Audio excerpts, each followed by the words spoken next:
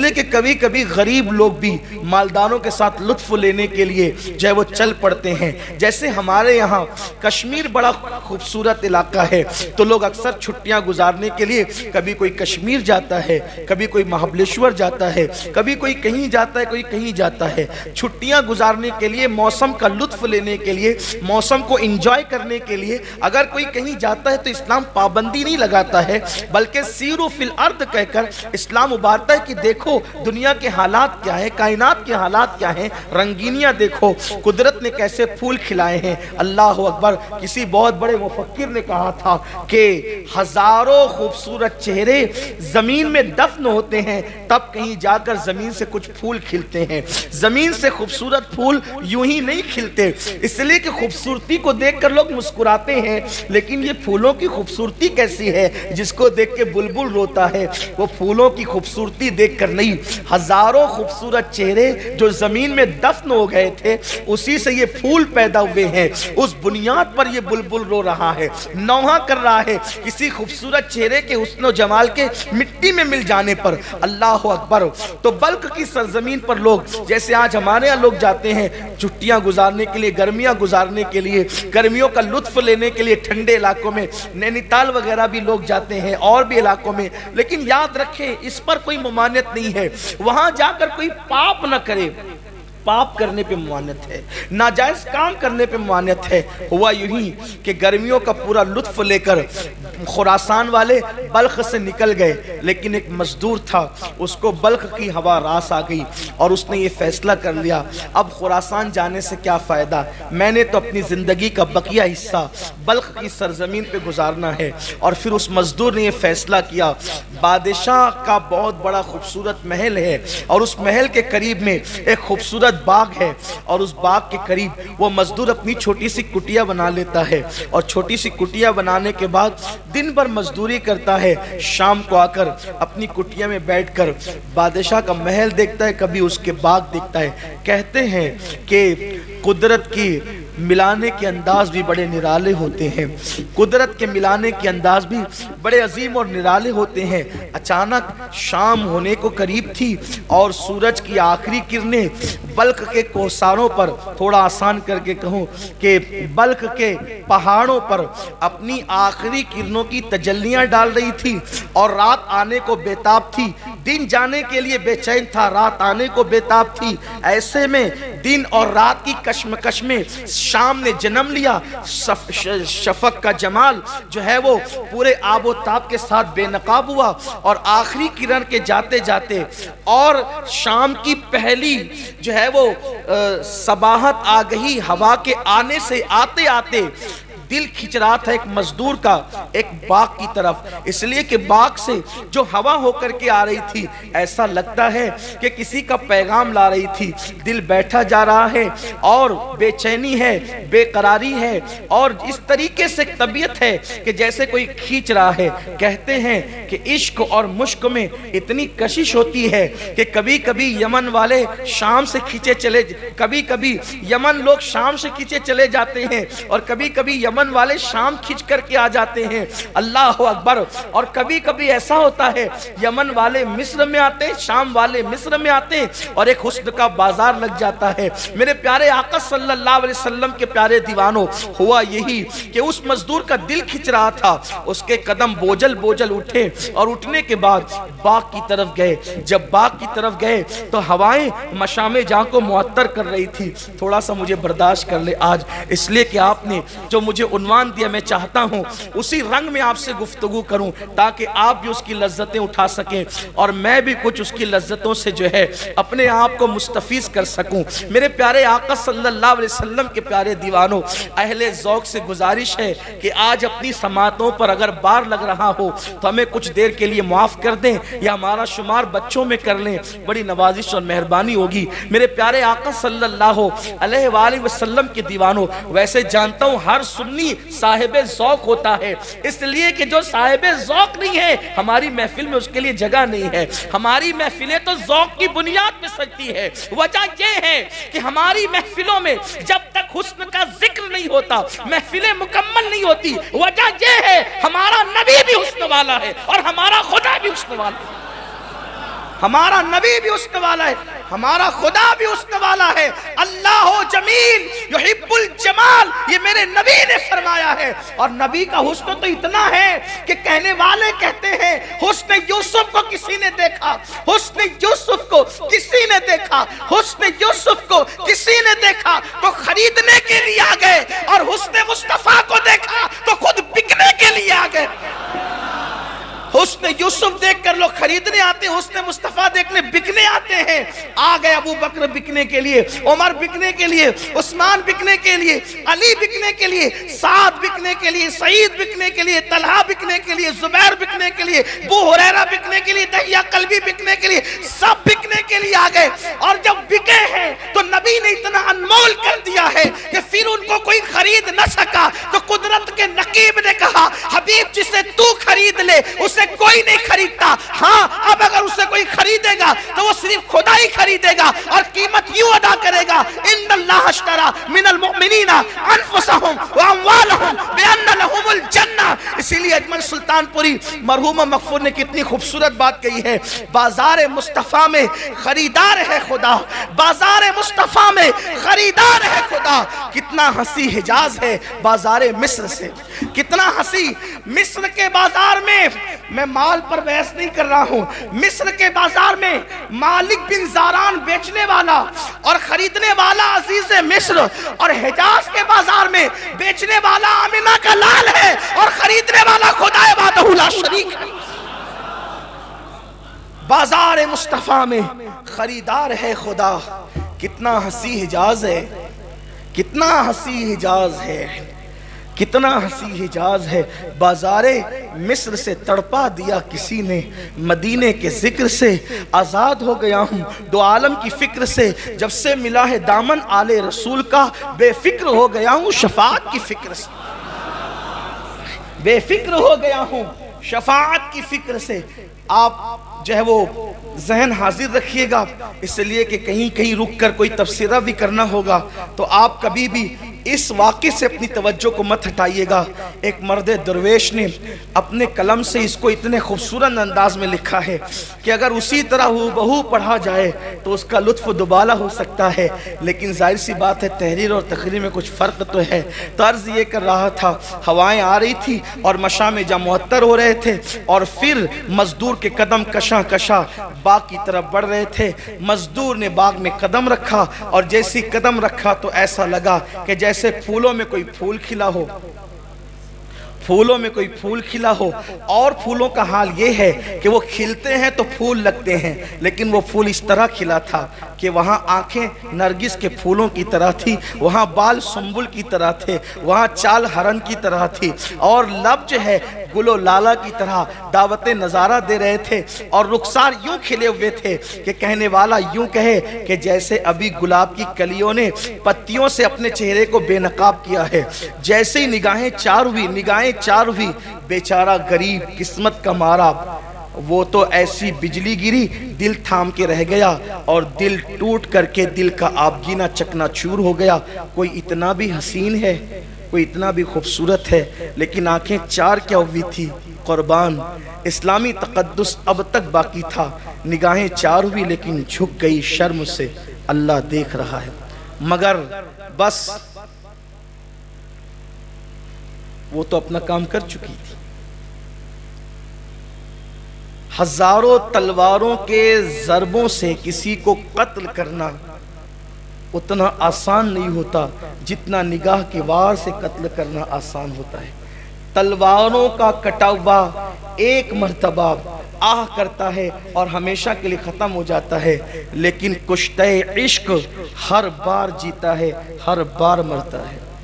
تلواروں سے کٹنے والا کفن میں سکون کی نیند سو جاتا ہے، لیکن نگاہوں کا قتیل جو ہوتا ہے وہ ہر لمحہ جیتا ہے، ہر لمحہ مرتا ہے، ہر لمحہ آئے بھرتا ہے۔ نہ نیند نینا، نہ انگ چینا، نہ آپ آئے، نہ بھیجی بتیا۔ اللہ اکبر۔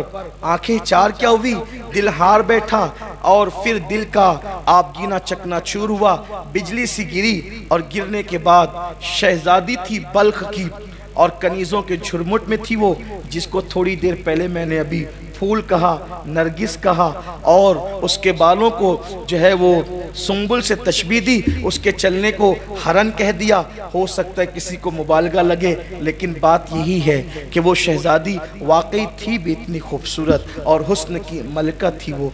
आजकल किसी को हुस्न की मलिका कहना आसान है, लेकिन किसी का हुस्न की मलिका बन जाना बहुत मुश्किल है। क्या था बेचारा मजदूर, दिल पकड़ के रह गया। यूं ही तो वो सब कुछ खो चुका था, लेकिन किसी के दीदार ने तो उसका सब कुछ लूट लिया। वो बोझल कदमों से चला, अब ना खुद की फिक्र है, ना खाने की फिक्र है, ना मजदूरी की फिक्र है, ना कोई और फिक्र है। बस एक ही फिक्र है, वो कैसा था, वो कैसा था। कभी कभी हवा के झोंके आते तो रात की तारीकियों में बेचारा दरवाज़ा अपनी कुटिया का खोल देता, कहीं वो तो नहीं आ गया है। अंदाज हूँ बहू तेरी आवाज़ पा का था, बाहर निकल के देखा तो झोंका हवा का था। लताफते हवा किसी के कदमों के जो है वो इशारे के हवाले से बहुत वाज़े अंदाज से इंसान की रहनुमाई करते हुए नज़र आते हैं। ऐसा ही था वो, कभी हवाओं से बातें करता, कभी फ़ज़ाओं से बातें करता। हालांकि वो मज़दूर था, लेकिन था इतना खूबसूरत कि कोई शहज़ादा भी उसके सामने खड़ा कर दिया जाए तो शहज़ादे के हुस्न को भी उस मज़दूर का हुस्न मात दे सकता है। इसलिए कि खूबसूरत बच्चे कोई ज़रूरी नहीं है कि बादशाहों के घर में ही पैदा हो, मालदारों के घर में ही खूबसूरत पैदा हो, ऐसा ज़रूरी नहीं होता।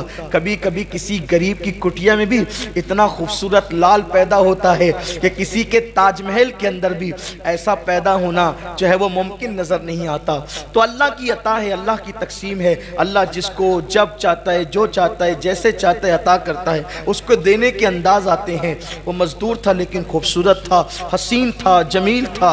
अगर वो हुस्न की मलका थी तो ये भी हुस्न का ताजदार था। अगर वहाँ चलने में हरन की अदाएं थी तो यहाँ भी चलने में जो है बास की बेबाकियाँ थी। अगर वहाँ आंखों में नरगिसी पन था तो यहाँ भी आंखों के अंदर मस्ताना जो है वो मस्तियाँ झलकती थी। अगर वहाँ पर जो है अल्लाह अकबर रुखसार गुल लाला की तरह खिले हुए थे तो यहाँ भी रुखसार शफक से कम नहीं थे। हुस्न अल्लाह अकबर कम और बेश दोनों का बराबर बराबर था।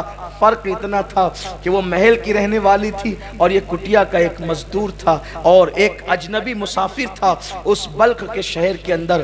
फिर क्या हुआ, दिन गुजरते गए, रात होती गई, न खाने की फिक्र न पीने की फिक्र। किसी आशिक के जार से जाकर के पूछो जब वाकई इश्क होता है तो कैफियत क्या होती है। कभी हम भी वो लम्हे मांगते हैं, अल्लाह हमें वो लम्हे अता कर कि तू अपने महबूब का इश्क हमें दे दे, कि मेरे दिल को दर्द उल्फत वो सुकून दे इलाही, मेरी बेकरारियों को न कभी करार आए। जो जिना बनाए बन को, जो चमन बनाए बन को, जो जिना करे चमन को, मेरे बाग में इलाही कभी वो बहार आए। फिर क्या था, कुछ दिन इसी तरह गुजरे, दीवानगी में, मस्तानगी में। कभी हवाओं से बातें करना, कभी दीवारों से बातें करना, कभी फ़ज़ाओं से बातें करना, कभी मुसल्ला बिछा करके गिड़गिड़ाते रहना। अल्लाह अकबर। मगर कोई साबित नहीं कर सकता तारीख़ में कि उस मुलाकात के बाद फिर उसकी गली का कोई चक्कर लगाया हो। कोई साबित नहीं कर सकता उस मुलाकात के बाद उस लड़की से कोई राब्ता किया हो। ये पाकीज़गी है इस्लाम के अंदर कि अगर नज़रें चार हो गई, दिल हार बैठा, तो अब खुदा से मांग रहा है, कोशिशें कर रहा है, निकाह के लिए प्लान कर रहा है। ये अंदाज नहीं है बेहुदा जो लोग करते हैं, जो लोग जिसमें डूबे हुए नफसानी, ये नहीं है। कुत्तों की तरह निकल गए तकने के लिए, बिल्ली की तरह निकल गए, जैसे बिल्ली छिछड़े को तकती है ना, ऐसे निकल गए। ये अंदाज नहीं है, ये गंदापन और कमीनापन इस्लाम में नहीं है। इस्लाम में हर चीज के आदाब और उसूल हैं। नजरें चार क्या हुई, मुसल्ले पर आ गए जनाब, हवाओं से बातें करने लगे, फजाओं से बातें करने लगे। और जब दीवानगी एक जगह पे थम गई, एक हौसला पैदा किया इश्क ने, चल यार चलकर सीधे बात करते हैं, डायरेक्ट बात करें। लड़की को किसी पार्क में बुलाकर उसकी आबरू का मंसूबा बनाना, ये नामर्दी तो हो सकती है, इश्क नहीं हो सकता। मर्दानगी क्या है, जिससे नजरें चार हुई, जिसका हुस्न पसंद आया, जायज तौर पर उसको अपने निकाह में ले लेते, उसको मांग लेते हैं। कौन?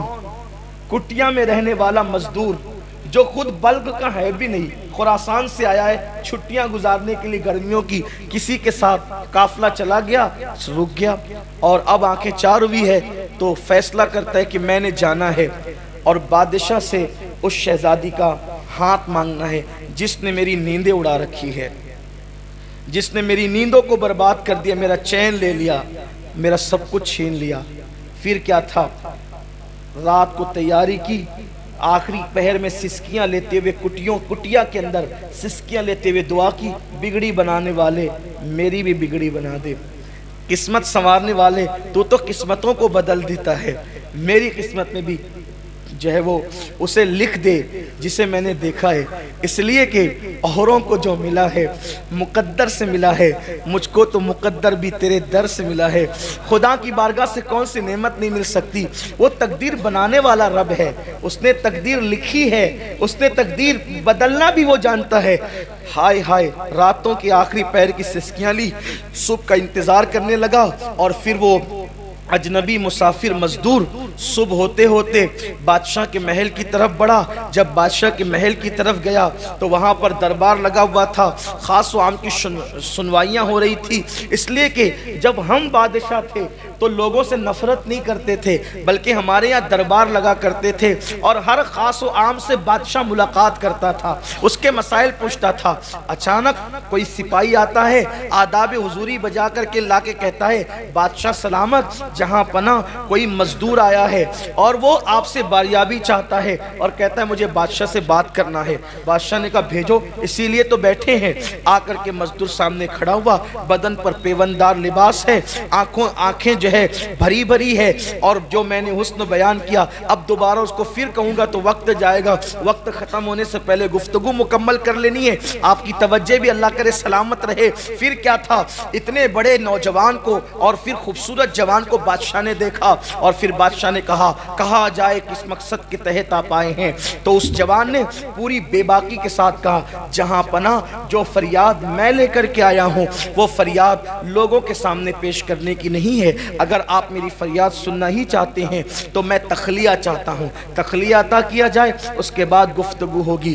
پھر ایک ہاتھ کا اشارہ ہوا، پوری محفل برخاست ہو گئی، اور بادشاہ چند وزراء کے ساتھ اس کو باریابی کی اجازت دیتا ہے، اور وہ جوان پھر پوری بے باکی کے ساتھ بادشاہ سے کہتا ہے، بادشاہ آپ کی جو اکلوتی بیٹی ہے بلخ کی شہزادی، اس کا ہاتھ مانگنے اور اس سے نکاح کا رشتہ لے کر کے آیا ہوں۔ جیسے ہی یہ بات ایک اجنبی مسافر مزدور کی زبان سے، جس کے بدن پر پھٹا پرانا پیوندار کپڑا تھا، لیکن جب اس کی زبان سے یہ بات سنی گئی تو جیسے لگا کہ پیروں کے نیچے سے زمین کھسک گئی ہو۔ وزیر کی آنکھوں میں خون اتر آیا، کہتے ہیں چائے سے زیادہ کتنیاں گرم ہوتی ہے، وزیر کی آنکھوں میں خون اتر آیا، اور وزیر نے اپنی تلوار کو جو ہے حرکت دیتے ہوئے کہا، بدبخت بد نصیب انسان، اپنی اوقات دیکھ، اور تو شہزادی کا ہاتھ مانگنے کے لیے آیا ہے؟ کبھی سوچا بھی تو ہوتا کہ کیا مکمل میں بھی کبھی ٹاٹ کے پیون لگا کرتے ہیں، مگر واہر مسلمان، واہر اسلام، کیا انداز تھا بادشاہوں کا۔ بادشاہ نے وزیر کو جھڑکتے ہوئے کہا، کیا بکواس کرتے ہو، پھلدار ٹہنیوں پہ پتھر تو کوئی بھی پھینک سکتا ہے، پتھر پھینکنے پر اعتراض کیوں ہے؟ بات اتنی ہے، اسلامی نقطہ نظر سے ہر جوان کو حق ہے کہ جہاں وہ لڑکی دیکھے وہاں وہ اپنا رشتہ بھیج سکتا ہے۔ اب بات آپ پر ہے، پسند آئے تو دیجئے، نہ پسند آئے نہ دیجئے، اس طرح کسی کو روب سے دبایا نہیں جا سکتا۔ آپ اس کی فریاد سنیں، اگر آپ دے سکتے ہیں تو دیں، نہیں دے سکتے تو نہ دیں۔ بادشاہ نے بہت حسن تدبیر کے ساتھ معاملے کو رفع دفع کیا، اور پھر اس سے کہا کہ وزیر آپ سے بات کریں گے، آپ ان سے بات کر لیجئے۔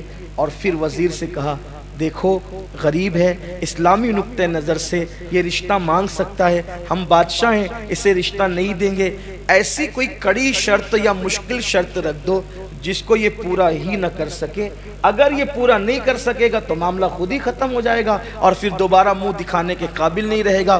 وزیر کو یہ بات بادشاہ کی بڑی پسند آئی، لیکن میں اس بادشاہ کے اخلاق سے بڑا متاثر ہوا جب مجھے تاریخ میں اس کی زندگی پڑھنے کو ملی کہ آخر وہ ایک مزدور کا اتنا دل رکھنا چاہتا تھا، ایک مزدور کے لیے اس کے دل میں اتنی وسعت تھی کہ وہ اس حسن تدبیر کے ساتھ معاملے کو ٹال رہا تھا، ڈانٹ نہیں رہا تھا، چیخ نہیں رہا تھا، چلا نہیں رہا تھا، ناراض نہیں ہو رہا تھا۔ آخر کار وزیر بڑا دانشمند تھا، وزیر نے کہا، دیکھو آپ ایک کام کریں، آپ 8 دن کے بعد آئیں، 1 ہفتے کے بعد ہم مشورہ کرتے ہیں، پھر بتائیں گے کرنا کیا ہے۔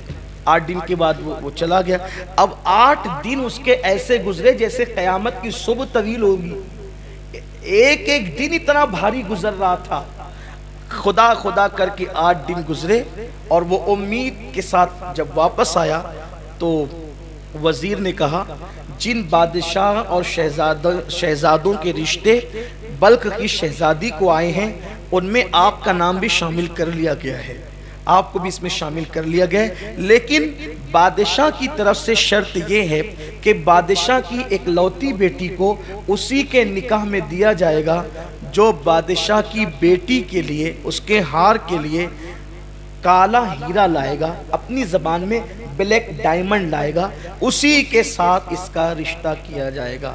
کیا آپ لا سکتے ہیں؟ بھئی سفید ڈائمنڈ لانا، سفید ہیرا لانا بھی اس مزدور کے بس کا نہیں تھا نا، اس مزدور کے بس کا نہیں تھا، لیکن وہ اگر واقعی بادشاہ ہوتا بھی، بادشاہ بھی اگر وہ ہوتا تو بلیک ڈائمنڈ اس کے بس کی بات نہیں تھی۔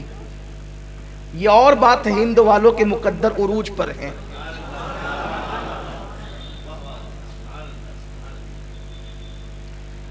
اس کے بس کی بات ہی نہیں تھی، لیکن وہ عشق کیا جو انسان کو ہار دے یا ہار ماننے پہ مجبور کر دے۔ عشق کبھی ہار ماننے پہ مجبور نہیں کرتا۔ اس نے کہا مزدور نے، جس کو رات کے لیے ایک روٹی بھی میسر نہ تھی، اس مزدور نے کہا شرط تو بڑی کڑی ہے، کالا ہیرا لانا، بلیک ڈائمنڈ لانا۔ میں اپنے موجودہ دور کے الفاظ استعمال کروں گا، آپ اس کو یہ نہ سوچے گا کہ اس دور اس نے بلیک ڈائمنڈ کیسے کہہ دیا، کالے ہیرے کو بلیک ڈائمنڈ ہی کہتے ہیں، یہ بھی بات ہے، کالے ہیرے کو بلیک ڈائمنڈ ہی کہتے ہیں، لیکن تو کچھ بھئی موجودہ اصطلاحات بھی تو ہمیں استعمال کرنی ہوتی ہے آپ کے درمیان اتر کر گفتگو کرنے کے لیے۔ اس نے کہا کہ چیز تو بڑی مہنگی ہے، بادشاہ بھی اس کو نہیں لا کر دے سکتا ہے، لیکن جب محبت کی ہے نا، عشق کیا کسی سے، تو ہم لا کر دیں، کوشش کریں گے۔ اور میں سب سے نا امید ہو سکتا ہوں، لیکن اپنے رب سے نا امید نہیں ہوں۔ میرا اللہ میری ضرور مدد کرے گا، کیونکہ میری محبتوں میں پاکیزگی، میری محبتوں میں اخلاص ہے، میری محبتوں میں بناوٹ نہیں ہے، میری محبتوں میں خلوص ہے، میں ضرور لاؤں گا۔ اور اس کے بعد گیا، گھر لوٹا، بھیگی بھیگی رات تھی، بلخ کی بھیگی بھیگی رات تھی، رات کا آخری پہر تھا، شبنم گر رہی تھی۔ اقبال کے لہجے میں پھولوں کو آئے جس دم، شبنم وضو کرانے، نالا میرا وضو ہو، رونا میرا وضو ہو، نالا میری دعا ہو۔ اللہ اکبر۔ وہ گڑ گڑاتا رہا، سسکیاں لیتا رہا اور کہتا رہا مولا کبھی تو نے کسی مانگنے والے کو محروم نہیں کیا، تیرا وعدہ ہے مجھ سے مانگو میں عطا کروں گا۔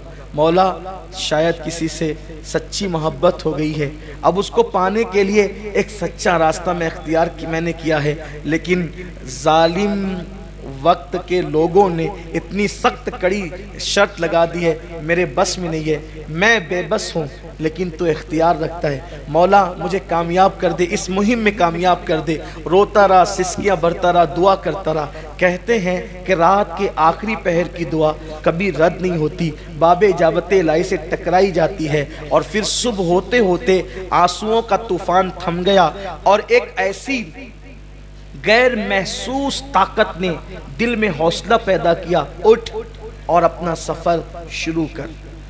جس عشق کی راہ کا تو مسافر بنا ہے، اس عشق کی راہ کے مسافر جا اپنے سفر کا آغاز کر۔ بس دل میں ایک عجیب سی لگن تھی، امنگ تھی، پھاوڑا اٹھایا، گردن پہ رکھا، اور نامعلوم منزل کی طرف وہ خراسان کا ایک مسافر بلخ کی سرزمین پہ روانہ ہو گیا۔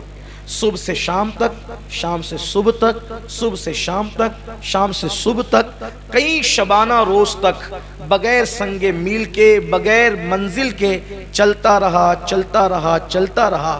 کبھی نانی دادی سے کہانی میں سنا تھا کہ برفیلے پہاڑ جو کالے ہوتے ہیں اسی کے اندر کالا ہیرا بلیک ڈائمنڈ ہوتا ہے۔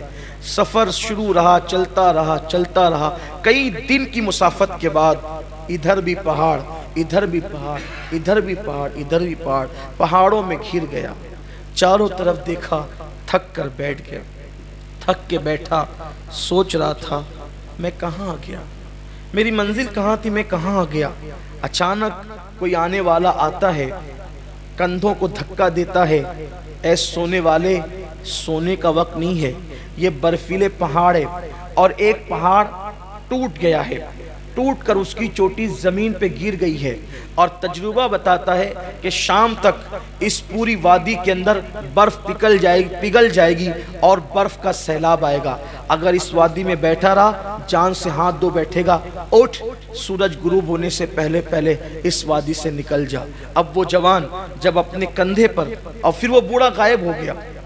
میری اپنے ذہن کے مطابق وہ کوئی اور بوڑھا نہیں تھا، اسی ذات کو دنیا جناب خضر علیہ السلام کہتی ہے۔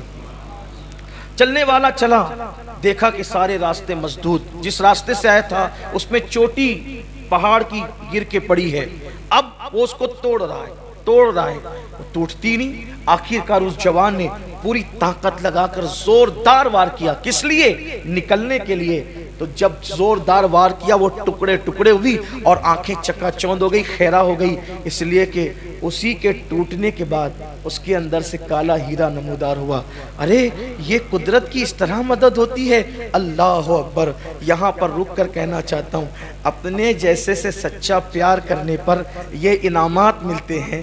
محبوب خدا سے کوئی سچا پیار کرے، انعامات کی بارش کیا ہوگی، عطاؤں کی بارش کیا ہوگی، اللہ اکبر۔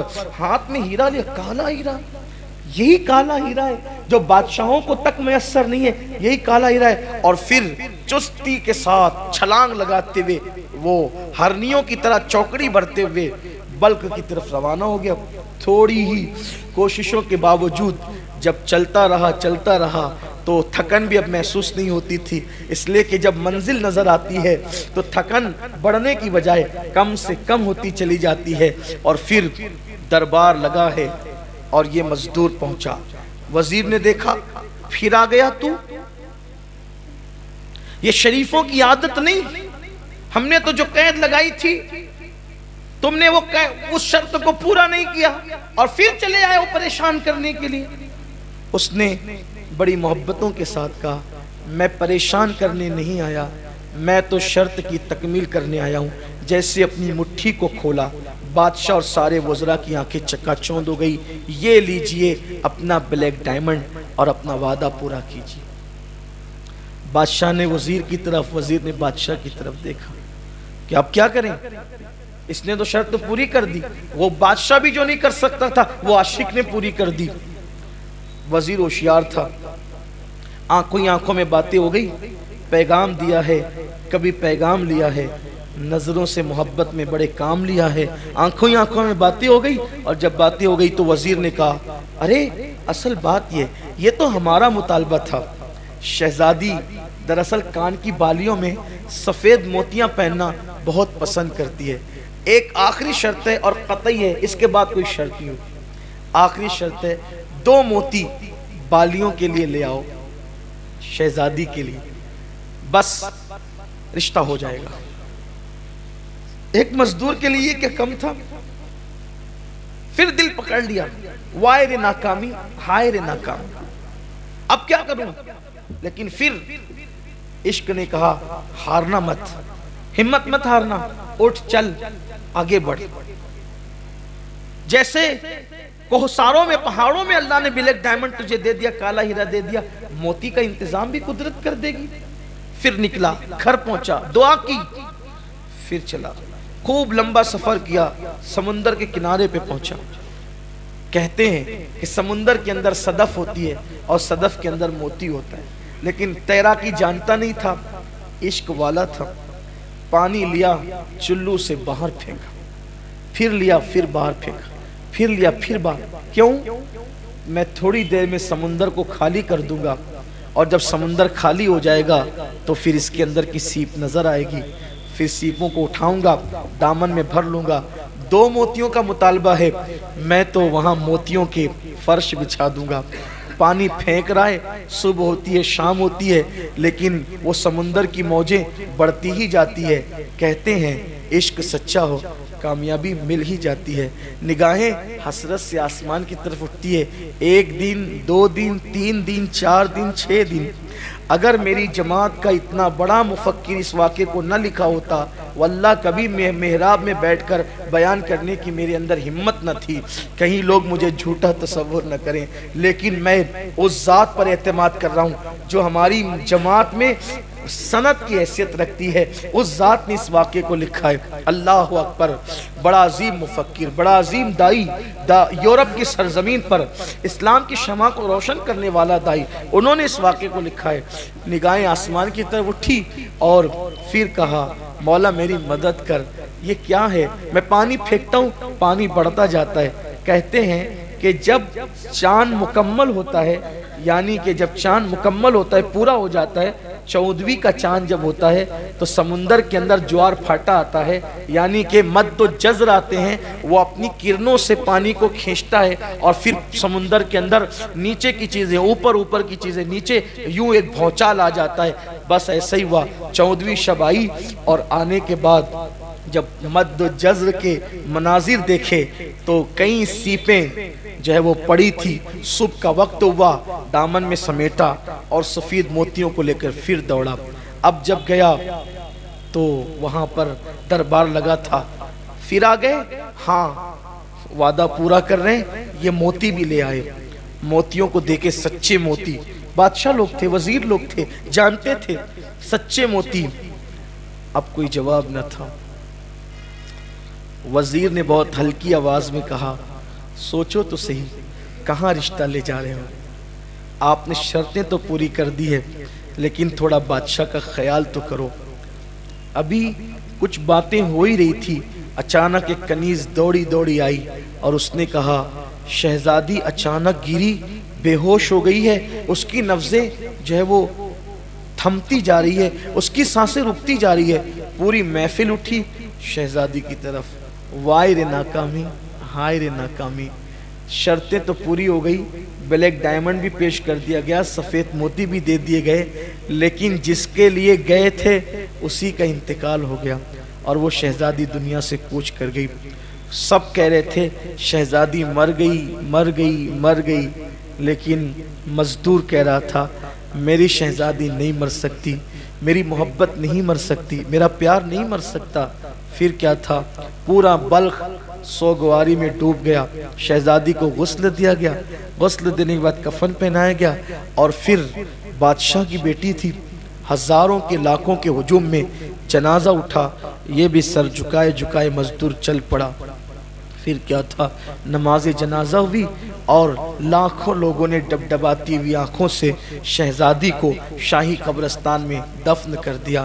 لوگ اپنے اپنے گھروں کو چل پڑے اور پھر رات نے اپنی سیاہ چادر بلخ کی سرزمین پہ تان دی، لوگ غموں میں ڈوبے بستروں پہ لیٹ گئے۔ کہتے ہیں کہ رات کا آخری پہر تھا، رات کی سیاہ زلفیں تھوڑا کمر سے نیچے آ کر ڈھلک گئی تھی۔ ایسے وقت میں وہ اپنی کٹیا سے نکلا اور نکلنے کے بعد کون؟ کندھے پہ کدال رکھ کر مزدور نکلا، اور نکلنے کے بعد جس نے کالا ہیرا اور سفید موتی لائے تھے، یعنی دریا اور کوہساروں کو جس نے مسخر کر دیا تھا، وہ آج اپنی موت کو گلے لگاتے ہوئے بہت بڑا خطرہ مول لے رہا تھا۔ یہ وہ پہنچا شاہی قبرستان میں، تازہ ترین قبر دیکھی، یہی شہزادی کی قبر تھی۔ پہلے گھٹنے ٹیک کر جو ہے وہ شہزادی کی قبر کی مٹی کو بوسے دیے اور اس کے بعد جلدی سے مٹی ہٹائی۔ تازہ قبر تھی، جلدی سے مٹی ہٹ گئی، تختے نظر آئے، تختے ہٹائے، جیسے ہی کفن دکھا بے چین ہو گیا، بے قابو ہو گیا، نیچے قبر میں اترا اور شہزادی کو کندھے پہ ڈالا، مٹی برابر کی، گھر کی طرف روانہ ہو گیا۔ شہزادی کو لے جا کر کے اپنے گھر کی کٹیا میں ڈال دیا اور ڈالنے کے بعد آسمان کی طرف دیکھ کر رونے لگا گھٹنوں کو ٹیک کر۔ جب بوڑھی زلیخا جوان ہو سکتی ہے، ڈوبا ہوا سورج پلٹ آ سکتا ہے، مردہ سے زندہ، زندہ سے مردہ پیدا ہو سکتا ہے، مومن سے کافر، کافر سے مومن پیدا ہو سکتا ہے۔ اے وحدہ لا شریک، تو وہی تو ہے تو کسی سے پیدا نہیں، تجھ سے کوئی پیدا نہیں ہوا، لم یلد ولم یولد تیری شان ہے، روزانہ نسیم سحر تو چلاتا ہے، روزانہ کلیوں کو کھلنے کا شعور تو دیتا ہے، روزانہ جو ہے وہ صبح کا اجالا تیرے حکم سے تڑکتا ہے، روزانہ رات کی سیاہی تیرے حکم سے آتی ہے۔ ہاں ہاں پتیاں ہر بہاروں میں جو ہے وہ درختوں پر اگتی ہے، پتھروں کے اندر پھول پیدا ہوتے ہیں، دریاؤں کو روانی تو نے دی ہے، سمندر کو طغیانی تو نے دی ہے، ستاروں کی انجمن تو نے سجائی ہے، سریا کو تو نے سجایا ہے، روزانہ چاند نکلتا ہے، گھٹتا ہے گھٹتا ہے گھٹتا ہے، گھٹ جاتا ہے پھر نکلتا ہے، بڑھتا ہے بڑھتا ہے بڑھ جاتا ہے اور بدر کامل ہو جاتا ہے۔ اے وہ جو سورج کو نکالتا ہے تو عروج پہ پہنچا کر پھر زوال پذیر کر دیتا ہے، تیرے آخری محبوب کا واسطہ اور تجھے تیری محبتوں کا واسطہ، ہم نے بھی کسی سے محبت کی، لاج رکھ لے اس مردہ شہزادی کے اندر پھر سے جان پیدا کر دے، اس لیے کہ مردوں میں جان پیدا کرنا تیرا ہی کام ہے، تو ہی مردوں میں جان پیدا کرتا ہے۔ میرے اللہ اگر آج اس شہزادی میں تو نے جان پیدا کر دی، مجھے نئی زندگی ملے گی، اسے نئی زندگی ملنے کی وجہ سے۔ کہتے ہیں لکھنے والا مفکر لکھتا ہے، اچانک دروازے پہ دستک ہوئی، دروازہ کیا کھلا، ایک نامعلوم طبیب حکیم گھر میں اپنے ملازم اور مزدور کے ساتھ داخل ہوا، سر پہ ٹوکرا تھا، اس میں دوائیاں تھی، اور پھر اس کے بعد اس نے آ کر سیدھا شہزادی کا ہاتھ پکڑا، نبض دیکھی اور کہا اے اجنبی مزدور وقت کو ضائع نہ کر، شہزادی مردہ نہیں ہے، یہ تو ابھی اس کی سانسیں ہلکی ہلکی چل رہی ہے، میرے پاس ایک دوا ہے، اسے جلدی سے تلوے میں مل، اور پھر مزدور کے ہاتھ میں مزدور کے ہاتھ میں وہ دوا دیا، مزدور نے جلدی جلدی سے تلووں پر ملا، اور ملنے کے بعد اس حکیم اور طبیب کی نگاہیں چراغ کی روشنی میں شہزادی کے چہرے پہ ٹک گئی۔ کیا دیکھا گیا، اچانک شہزادی حرکت کرنے لگی، اور اس کے بعد دوسری دوا نکال کے طبیب نے ناک میں ڈالی، شہزادی کو چھینک آئی اور شہزادی اٹھ کر بیٹھ گئی، نگاہیں آسمان کی طرف اٹھی، آنکھیں ڈبڈبا گئی، تیرا شکر ہے کہ تو نے مردے کے اندر میری محبتوں کی وجہ سے نئی جان پیدا کر دی ہے۔ پھر کیا تھا قربان، اسلامی محبت۔ جیسے ہی اس لڑکی نے اپنے آپ کو بیدار پایا، کفن کی آنچل سے منہ چھپایا، میں کہاں ہوں، میرے ساتھ کیا ہو رہا ہے، فوراً اس مزدور نے کہا آپ کے ساتھ کچھ نہیں ہو رہا ہے، آپ محفوظ ہیں، اور پھر پوری داستان باغ سے لے کر زندگی تک کی داستان، پوری داستان سنائی، ہم آپ کے لیے اتنا سب کچھ کیے، آپ انتقال کر گئی، حتیٰ کہ میری محبتوں نے تمہیں زندہ کیا ہے، بس کیا حیا کی ملکہ تھی وہ حسن کی ملکہ بھی تھی، حیا کی بھی، آج کل کی لڑکیوں کی طرح نہیں، اس نے تو کفن سے چہرہ چھپا لیا تھا، اور جب پوری داستان اس نے سنی کہ میں تو ایک اس مرد درویش کی محبت کی بنیاد پہ میں نئی زندگی مجھے ملی ہے، اور میری زندگی صرف اسی کے لیے ملی ہے، میں صرف اسی کے لیے زندہ ہوئی ہوں، تو شرم کی ماری نے بس اتنا کہا، جس خواب کو شرمندہ تعبیر کرنے کے لیے قدرت کی امداد ہو، پھر وہ خواب شرمندہ تعبیر ہو ہی جانا چاہیے، بس اتنا کہہ سکی۔ حکیم نے کہا پھر غیر محرمی کب تک، نا محرمی کب تک، ہم دونوں گواہ ہیں، ایجاب و قبول کر لو، ایک دوسرے کے ساتھ نکاح کر لو۔ نکاح ہو گیا، اب اس مزدور کو نئی زندگی مل گئی، لوگ کہہ رہے تھے شہزادی کا انتقال ہو گیا، لیکن شہزادی نئی زندگی پا کر کٹیا میں زندگی گزار رہی تھی، بس فرق اتنا تھا کہ کبھی محل میں تھی اور آج کٹیا میں، لیکن اس لڑکی کو اس مزدور کے عشق کی اتنی قدر تھی کہ اس کو کٹیا اب راحت دے رہی تھی، اس کی وجہ یہ تھی کہ وہ محل کے اندر تھی، لیکن یہاں اسے محبت مل رہی تھی، پیار مل رہا تھا، وہ دھوکہ نہیں دے رہی تھی، اور اس نے اس راز کو سب سے چھپا کر کے رکھا تھا۔ بالآخر ایک دن وہ آیا کہ گھر کے آنگن میں ایک پھول کھلا، خوبصورت سا بیٹا پیدا ہوا، بیٹا چلنے لگا، بولنے لگا، کلمہ پڑھنے لگا، اور پھر اس شہزادی نے کہا آج کل سنا ہے کہ میرے انتقال کے بعد ابا اور امی کی طبیعت مسجد مدرسوں کی طرف زیادہ ہو گئی ہے، مدارس قائم ہو رہے ہیں، مساجد قائم ہو رہی ہیں، مکاتب قائم ہو رہے ہیں، بہت محنتیں ہو رہی ہیں دین پر، اس لیے کہ دل اچاٹ ہو گیا ان لوگوں کا دنیا سے۔ یہ سن رکھا ہے میں نے بھی، اور وہ لوگ دنیا سے دور ہوتے چلے گئے، دین سے قریب ہوتے چلے گئے۔ ایک کام کرتے ہیں، جو مکتب محل میں چلتا ہے اپنے بچے کو وہیں بھیجتے ہیں۔ ایک دن مکتب کی سالانہ تقریب تھی، چھوٹا مدرسہ جسے مکتب کہتے ہیں، جیسے ہمارے اپنے یہاں مالیگاؤں میں سنی دعوت اسلامی 60 مکاتب چلا رہی ہے پورے شہر میں، مکتب کی سالانہ تقریب تھی۔ سالانہ تقریب میں بادشاہ آیا، ننھے ننھے بچوں نے جھک کے بادشاہ کو سلامی دی۔ جیسے ہی بادشاہ کی نظر اس لڑکے پر پڑی، کس کے؟ اس لڑکے پر۔ کس لڑکے پہ؟ مزدور کے لڑکے پہ۔ بادشاہ کا دل کھنچتا چلا گیا۔ یہ کوئی مانوس جانا پہچانا چہرہ لگتا ہے، یہ چہرہ جانا پہچانا ہے، یہ چہرے سے انسیت ہے، یہ چہرے میں اپنائیت ہے، یہ چہرے سے خون جوش کھاتا ہے۔ کون ہے یہ؟ معلم سے پوچھا کون ہے یہ؟ معلم نے کہا وہ سامنے کٹیا ہے نا مزدور کی، اسی کا بچہ ہے، غریب آدمی ہے، روزانہ لا کے پہنچاتا ہے، شام کو لے جاتا ہے، یہ بچہ اپنا سا لگتا ہے۔ ایک کام کریں، اس کے ابا سے کہنا کہ یہ اس بچے کو محل میں لے کر کے۔ شام کو ابا آئے تو کہا کہ بادشاہ کا حکم ہے، حکم حاکم ہے کہ تم اپنا بچہ محل میں لے کر جاؤ۔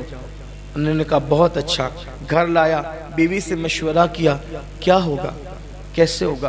ایسا لگتا ہے اب پوشیدہ راز سب اوپن ہو جائیں گے، کیسے ہو سکتا ہے، کیا ہوگا؟ بہرحال شہزادی نے کہا کوئی فکر نہ کریں، ٹھیک ہے۔ اور وہ بچہ یوں ہی کوئی پہلے کم خوبصورت نہیں تھا، محل میں بھیجنے کے لیے شہزادی تھی، اس بچے کو شہزادوں کی طرح سجایا، باپ کے ساتھ انگلی پکڑائی، روانہ کیا۔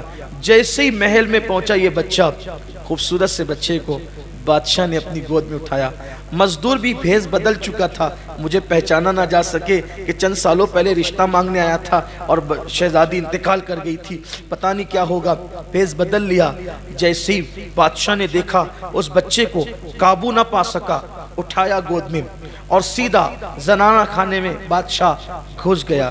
بادشاہ اس طرح نہیں جایا کرتے تھے زنانہ خانے میں، لیکن جیسی ملکہ کی نظر بادشاہ کے گود کے بچے پڑی، یہ مانوس جانا پہچانا چہرہ، غور کیا، کہا بادشاہ جانتے ہیں مرحوم شہزادی کا بچپن ایسا ہی تھا نا، اس کی ناک دیکھو یہ مرحوم شہزادی کی طرح ہے، اس کے ہونٹ دیکھو مرحوم شہزادی، اس کی آنکھیں مرحوم شہزادی کی، ارے یہ تو مرحوم شہزادی کے ہو بہو دکھتا ہے۔ کس کا بچہ ہے؟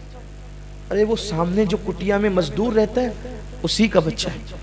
یہ بچہ میری مرحوم شہزادی کی یاد دلاتا ہے، یہ میرے یہاں رہے گا، اب ہم اسے جانے نہیں دیں گے۔ بادشاہ نے کہا کہ بچے خریدے اور بیچے نہیں جاتے نا، تو پہلے اس کے ماں باپ سے پوچھنا پڑے گا۔